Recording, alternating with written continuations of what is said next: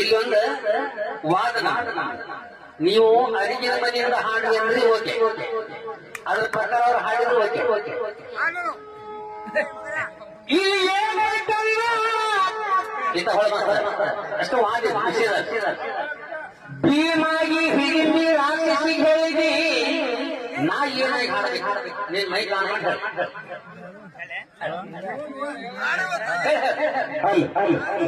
ಏನಪ್ಪಾ ನಿಮ್ದು ಸಮಸ್ಯೆ ಮಕ್ಕಳ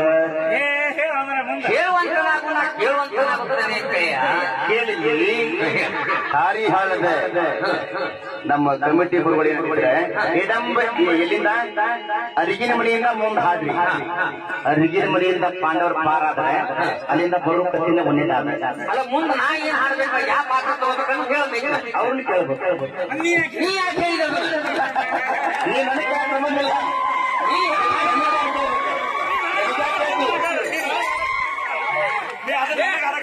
ಹೆಂಗತಿ ಅಂದ್ರೆ ನಮ್ಮ ಮಾತೆ ಹೇಳ್ತಿದ್ದ ಅಡ್ಡಾಡಿ